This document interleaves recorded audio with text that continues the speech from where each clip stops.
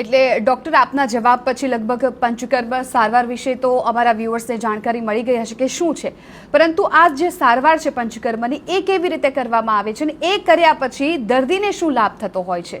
Okay, મેં જેવી રીતના વાત કરી કે પંચકર્મ સારવાર આપણે જે કરીએ છીએ જેમાં સ્નેહન સ્વેદન એટલે એક્સ્ટ્રા શુગર જે છે એ એક્સ્ટ્રા શુગર શરીરની દરેક અવયવ એટલે હૃદયને પણ લોહીનો સપ્લાય મળતો હોય છે. એ હૃદયને સપ્લાય કરવાવાળી જે નળીઓ છે એ નળીઓમાંથી આપણી એક્સ્ટ્રા શુગર પાસ થતી હોય.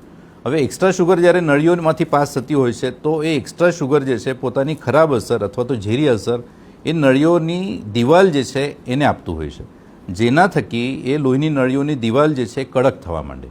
એટલે જ એ લોહીની નળીઓ જ્યારે કડક થતી હોય છે એટલે હાર્ટ એટેક આપણે જ્યારે કહીએ છીએ તો હાર્ટ એટેકનું બેસિક કારણ જે છે એથેરોસ્ક્લેરોસિસ. એટલે એથેરોસ્ક્લેરોસિસની અંદર લોહીની નળીઓ જે છે એમની દિવાલ કડક થવા માંડે અને દિવાલ કડક થવાના લીધે એની સ્થિતિસ્થાપકતા ઓછી થાય. સરવાળે સ્થિતિસ્થાપકતા ઓછી થવાના લીધે એની અંદર પ્લાક જમા થતા હોય છે, બ્લોકેજ ઊભા થતા હોય છે અને સરવાળે હૃદયને લોહીનો પુરવઠો અને સાથે સાથે ઓક્સિજનનો પુરવઠો ઓછો પડતો હોય. એટલે જ્યારે હૃદયની ડિમાન્ડ જ્યારે વધી જાય ઓક્સિજનની અને પોષક તત્વોની, તો એવા સમયે એને લોહીનો સપ્લાય અને ઓક્સિજનનો સપ્લાય ઓછો પ્રમાણમાં મળે, જેના લીધે આપણે કહીએ છીએ કે હાર્ટ એટેક આવતો હોય છે. તો માધવભાગની જે આપણે ટ્રીટમેન્ટ કરીએ છીએ એની અંદર હૃદયનું સ્વાસ્થ્ય સારામાં સારું આપણે લાભાન્વિત કરી શકીએ છીએ.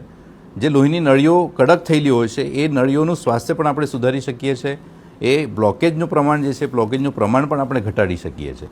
એટલે સરવાળે હૃદયને આપણે સારામાં સારા રિઝલ્ટ આપી શકીએ છીએ. હવે જેવી રીતના મેં હૃદયને લોહીના સપ્લાયની વાત કરી છે, તો એક્સ્ટ્રા શુગર ફરતી જ્યારે હોય છે લોહીની નળીઓ દ્વારા, તો એ લોહીની નળીઓનો સપ્લાય આપણા આંખોની અંદર પણ થતું હોય છે.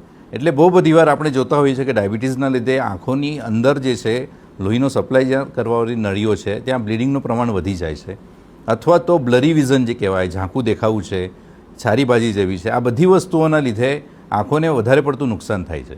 જ્યારે આપણે શુગરને કંટ્રોલમાં કરીએ છીએ, આયુર્વેદિકની પંચકર્મ સારવાર જ્યારે કરીએ છીએ, પંચસૂત્રી કાર્યક્રમ આપણે ફોલો કરીએ છીએ, ત્યારે શર્કરાનું પ્રમાણ આપણે આરામથી ઘટાડી શકીએ છીએ. અને આ ઘટેલી શર્કરા જે છે એના લીધે જે ઘાતક અસરો શરીરના લોહીની નળીઓની થતી હોય છે એ આપણે ક્યાંક ને ક્યાંક ઘટાડી શકીએ છીએ. એટલે ટૂંકમાં કહેવાનો હું પ્રયત્ન કરીશ કે ડાયાબિટીસની અંદર એક્સ્ટ્રા શુગરના લીધે જેમ કે આંખે ઝાંખું દેખાવું છે, અથવા તો પગની અંદર જ્યારે ખાલી ચડી જતી હોય છે, ડાયાબિટીક ન્યુરોપેથી જેને આપણે કહીએ છીએ, તો એવા કિસ્સાની અંદર પણ આ બધા લક્ષણોની અંદર આપણે સારામાં સારા રિઝલ્ટ મેળવી શકીએ છીએ. એટલે પંચકર્મ સારવાર દ્વારા આપણે આ બધા રિઝલ્ટ સારા મેળવી શકીએ. અને એક દ્રષ્ટિએ જોઈએ તો ડાયાબિટીસ અને ડાયાબિટીસના કોમ્પ્લિકેશન જે છે એ કોમ્પ્લિકેશન પણ આપણે ક્યાંક ને ક્યાંક ઘટાડીએ છીએ. એટલે સરવાળે એક સ્વસ્થ જીવન માણસ જીવી શકે છે.